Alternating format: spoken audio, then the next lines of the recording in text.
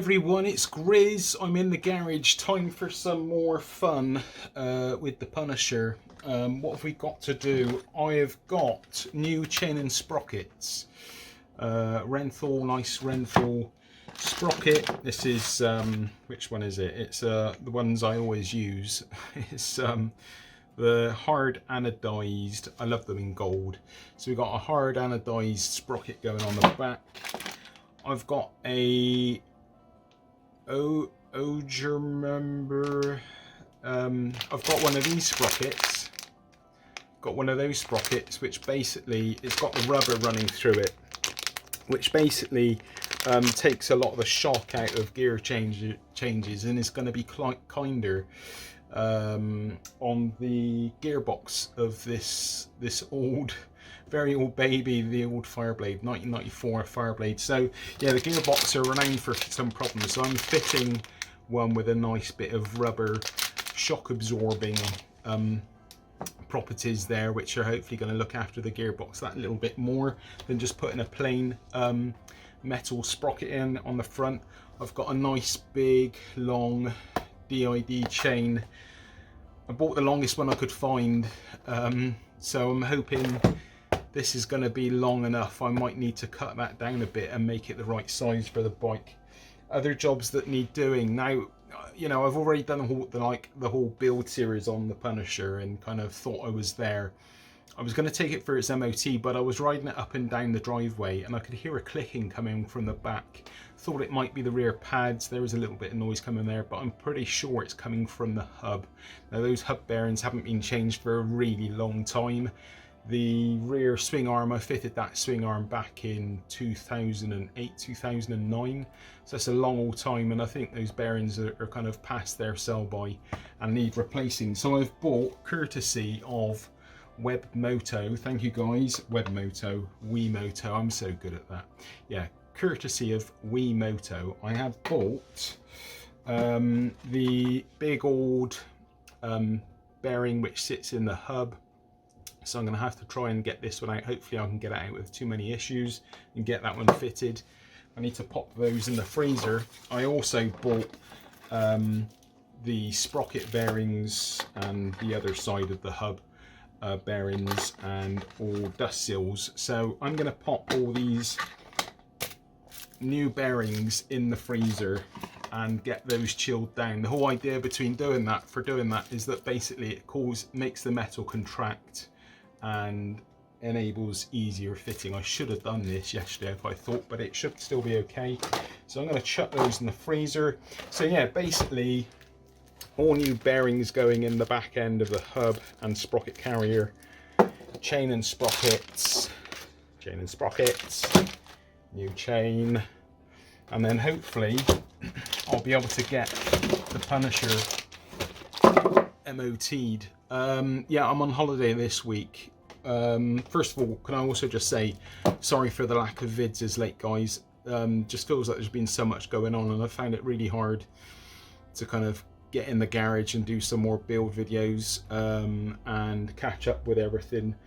But this week I have taken purely to get the bikes done, everything squared away, and come to some proper real final decision on what I'm gonna sell. Yeah, so this is basically what this week's going to be about: getting all the bikes finished and MOT'd, and making up my mind if I've got time for some riding of what I'm going to keep and what I'm going to sell. But anyway, let's get on, get all this work done. Yeah, let's get it done. Right, I've sped things up a bit. I've just taken off the cover off the front sprocket, loosened off the sprocket nut there on the front.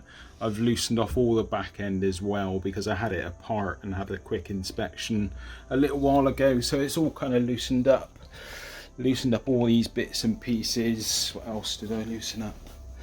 Loosened up these wheel nuts, so it's all ready for disassembly.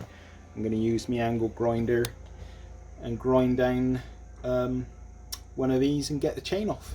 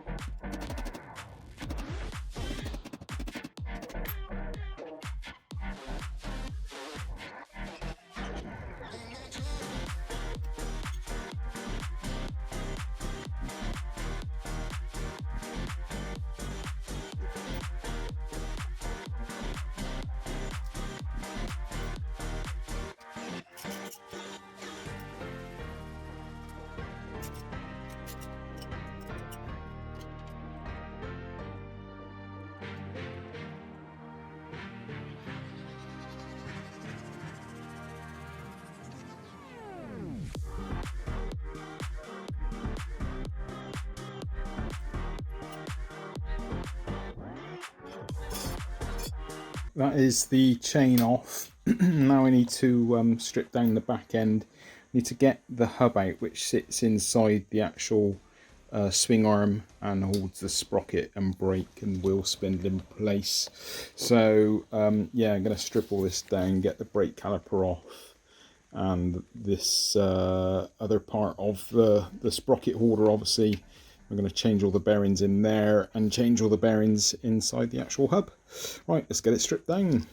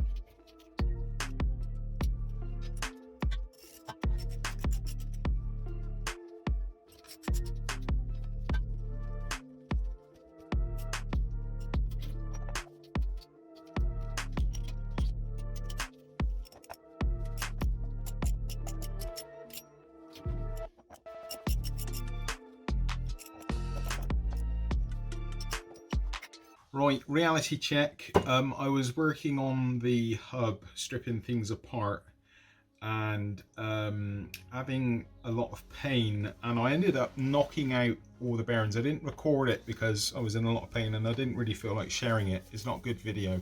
So I'm going to try and finish this one off in some kind of sensible, kind of non-painful way for me to do it for you. So basically, I've jumped ahead. I managed to get the hub out. Here is the hub. I disassembled everything. I'll show you all the bits and pieces, clean everything up. But anyway, hub is out. New bearings are in, along with dust seals.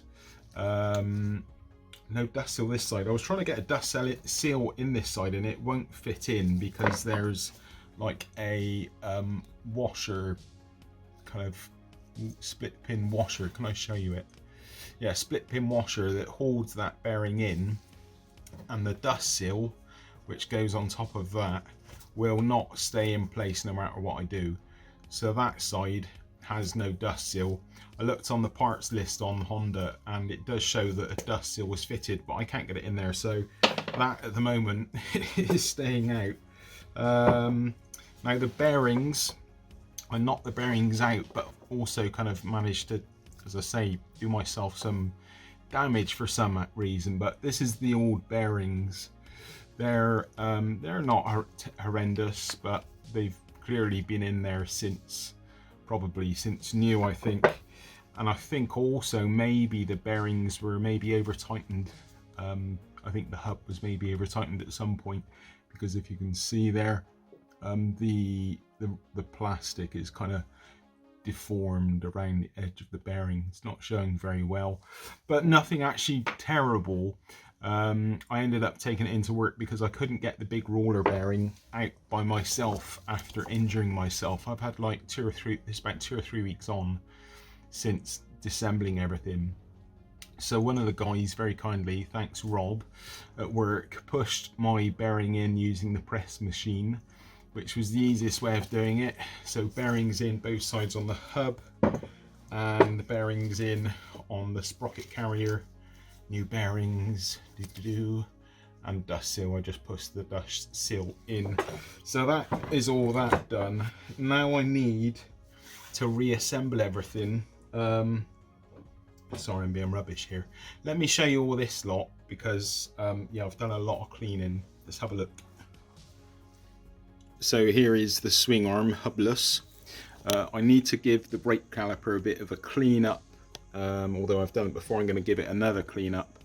Got some fairy liquid, so I'm going to do that before I reassemble as well. Yes, so new parts. I had to get a new circlip. I was waiting for a circlip to arrive because the old one was just no good for refitting. I've got a plug to go on the rear brake caliper for one of the pins. It was missing on the rear brake caliper this actual spring which sits inside the caliper. I've got another new spring as well because the old spring was just looking a bit tired. So new springs, I was waiting on those parts before I could reassemble. The bearings have been fitted to all these bits for a while. Yeah, sprocket carrier is okay. I had to clean everything up because everything was like super rusty and dirty. I also cleaned up some bits that are just kind of were in need of a clean up, and this was like exposed metal. It's not looking very amazing, I know guys, but it's just literally done to protect the metalwork for the meantime. Ideally I would get these sandblasted and recoated, but that's just not in the budget. So at the moment it's a case of clean up, touch up and prevent any further damage or corrosion.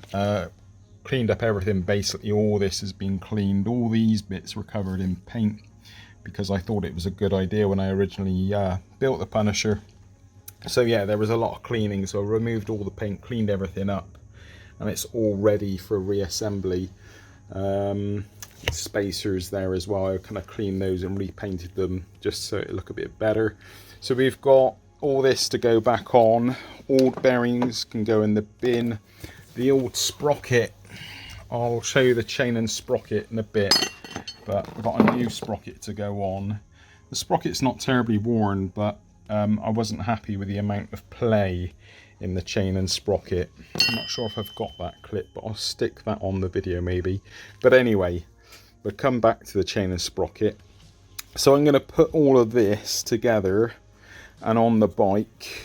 I've emptied out the garage just to make myself an easier place to work in as such. But anyway, I'm going to get on, wash the brake caliper. I won't record that because it's just boring for you guys, and get this back end reassembled and get the wheel on, and then have a bit of a degrease session in here as well. It's pretty clean, but it needs a bit more of a clean. Just get it spotless and reassembled. So let's get it on, let's get it done. I'm not 100% sure of how all of this goes together, so I'm going to refer to all my parts list. We've got like all these different spacers and washers. I know that is sprocket spacer, but I'm not sure out of these. I think that one sits on the back wheel, and I think these sit inside this sprocket carrier on the kind of, what you call that, the brake disc carrier and this thing. So anyway, this stuff has been invaluable again. Been really good at getting rid of the corrosion, cleaning everything up, getting everything moving again as it should be. Yeah, really happy. So anyway, let's get it back together. Boop. Right guys, I've studied the old Honda parts to make sure I'm putting everything together correctly and that I have everything in the right order. I also discovered by looking at that there is no dust seal used on this side. It's only used on the opposite side of the hub, so that's all good. I've reassembled the sprocket carrier. That's together, it's got all the correct spacers in it now, and that's ready for going back together on the bike. Yeah, there's just one little metal kind of washer that sits on the back of this hub. Once this, I guess it's like a drive shaft as such, isn't it? I don't know really what you call that, but yeah, once this is in place, we can put that washer in. But anyway, let's get on with it. Let's get the rear hub in. I'll get a bit of grease in here and get it all reassembled. Let's get it on.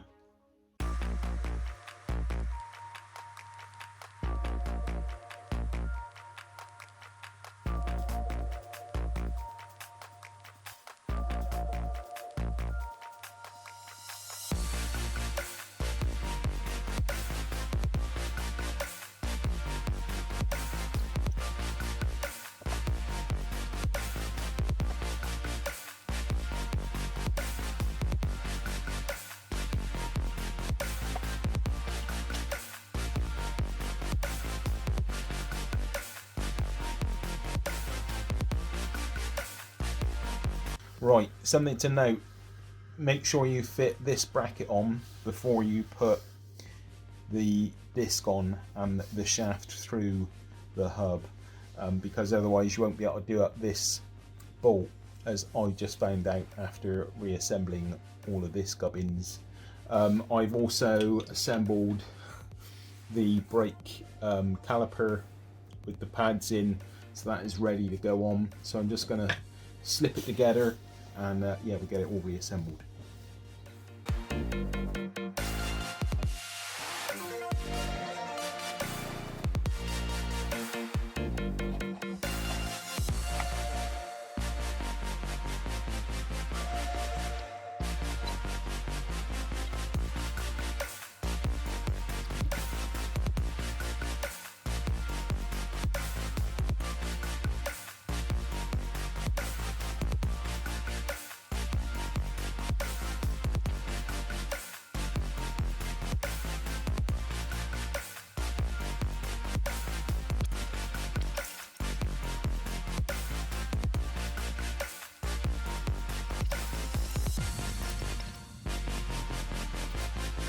Right, so that is all a bit more together now. The brake caliper's on, obviously the rear hub is in, the brake disc is in, sprocket carrier is on, in place and ready for the new Renthal sprocket. Let's get it on.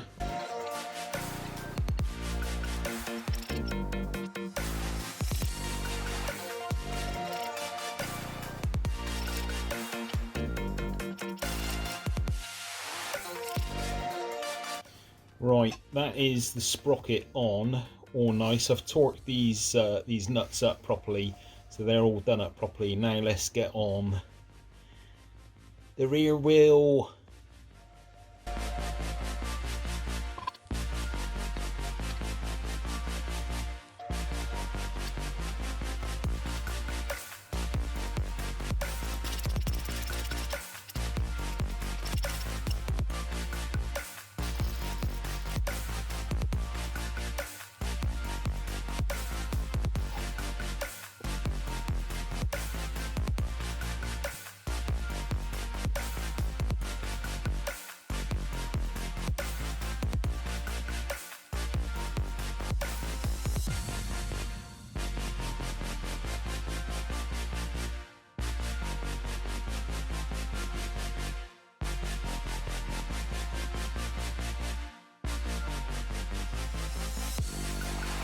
Right, now I've done some cleaning. I've cleaned up all the front sprocket area and lost all the grease that was in there, and cleaned up the swing arm. The chain is ready to fit. I'm going to fit that using one of these little Renthal chain fitters. I'll show you how to do that in a sec. This is going to be a long video, by the way. I've got this sprocket on the front here. It's got like a rubber I don't know, insert on the sprocket. It takes some shock out of the gear changes, and hopefully will be a bit kinder on the old Fireblade engine. But anyway, let's get on and get this chain fitted. New DID chain. It's on a 530 sprocket, 530 chain, and there is still that little bit of movement, just like there was on the old one. So that is kind of standard. So maybe the chain and sprocket didn't need replacing, but it's done. I haven't got to think about it. It's just another job done and will last me some time now. So right, let's fit that chain. We're going to rivet it using this tool. Have a look. Right, so I'm going to rivet using this soft rivet link. Yeah, and basically this chain riveting tool. This one's made by, who is it made by? AFAM. It's actually made by AFAM. So it's an AFAM chain press. First of all, you press it, then you swap this side around, and then you squash the rivet down onto the top of the plate as such. Right, so in the kit you get your 4 new O-rings, you get some grease, and obviously the soft rivet link and the plate as well. So let's get those on and fitted. I've already adjusted the hub so it's the closest to the engine, so I've got loads of adjustment in that hub if I need to adjust the chain at any point in time. So first of all, just get the chain so it's facing up to each other. Actually, we need to get a bit of grease first of all, and those O-rings on, so let's do that. So first of all, load up the link with a bit of grease, like so, and get the link on, get the O-ring on, and get that O-ring nice and loaded up with grease. Same on the other one.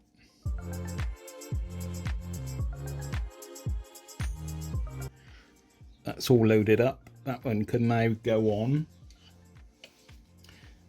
Get the chain on and get the link in like so. So that is in. So now we can grease up the other side. Get the O-rings on. Get a little bit more grease. You can wipe off any excess. So everything's greased up. Right, now fit the plate.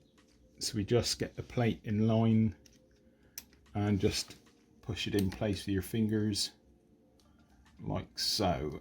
So now we can get the riveting tool on. First of all, we just want to press this link in place. Right, I'm going to change the camera angle a sec. Right, it's quite difficult for me to show you this, but I'll do my best. So first of all, we're just pushing this plate onto those pins. So we fit the tool over as such. Put the other bit of thread through, the other bolt through, sorry.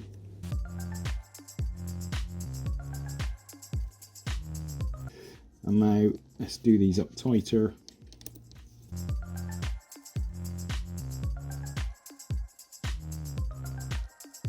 So make sure it's nice and square on the link, which that one is.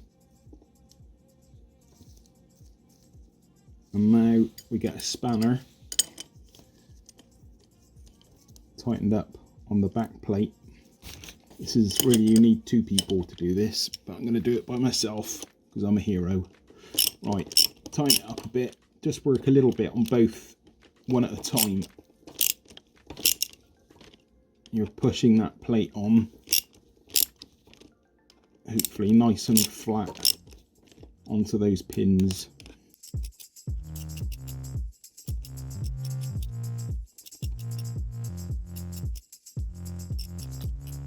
Right, I'm just going to check that and see what it looks like.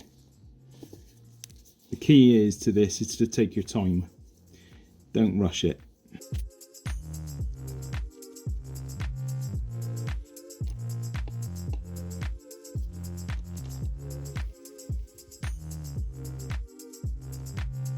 It's not bad. It's not too tight.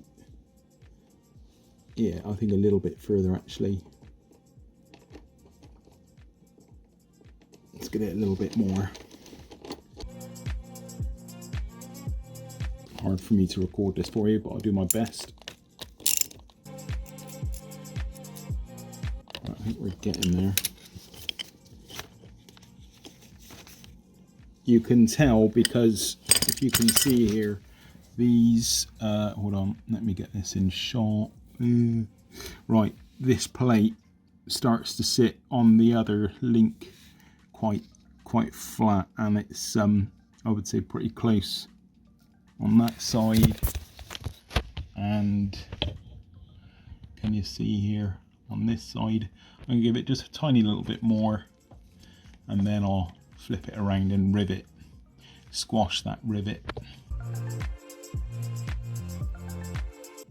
Right, I think that will do. Let's undo it. Sorry, apologies for my shabby camera work. This is just such an awkward job to do and record it. Right, the rivet, if you can see it now, is definitely nice and clear, and we can get a nice area now to squash down. Okay, so we've got a fair old, sorry for the camera work, it's rubbish. Right, I'm going to rivet that and squash that rivet link now. Squash that rivet link with the opposite side of this tool. I'll show you. Right, so that was done using these two sides of the tool. Yeah, they literally just push it. Now on this side, we've got a pin. We've got a pin. Can you see that? That pin basically pushes down now on the rivet here and squashes that rivet out and causes that link to be nice and secure. That's not over tightened at all. It's nice. We got a good bit of the rivet showing. I'm happy with that. It's all the same all the way through. So anyway, let's get on and squash that rivet. We want that pointy bit on there. We want that pointy bit right in the hole of the rivet, the squash link. Right, that is definitely in the rivet hole. I'm going to tighten up the tool a little bit.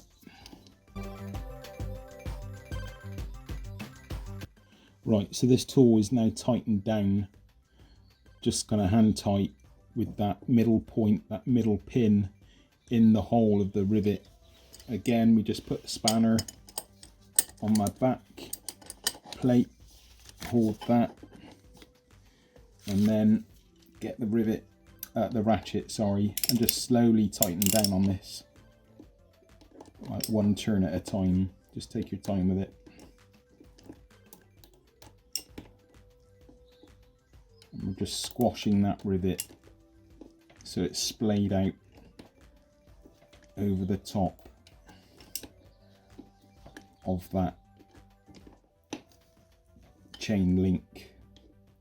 I think we're probably about done. Unloosen that. Right, loosen it off. And have a look. See what it looks like.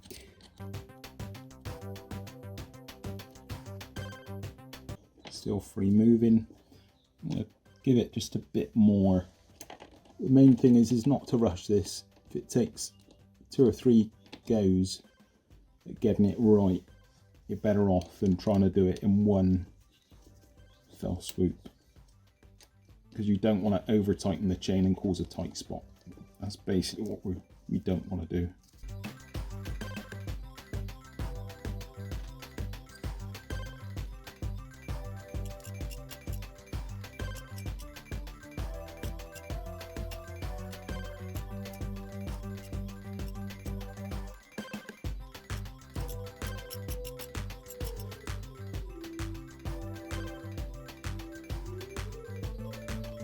Right, now I've just finished doing the other side, so that is both pins riveted and squished out, so they're nice and spread out, and that chain link is going to stay on with no worries. I'm happy with that. Let's give it a little wipe off, and I'll give you a little close-up of that, and you can see that they're riveted. I might actually just rivet that one a little bit more, because that one's a better rivet, I think. Right, so there we go, a bit more of a clearer image for you now. That is both links there, or both pins should I say, riveted, and yeah, that chain is nice and secure. It's not tight at all. The link can move around freely like the rest of it, so we've got no tight spot there, which is super important. And I don't think that does a bad job for, I think it was about 20 quid. I bought it on eBay, a AFAM chain riveter. So yes, there we go, job done. Right guys, I do believe that is enough now. We are done, that's a wrap. Thank you for watching.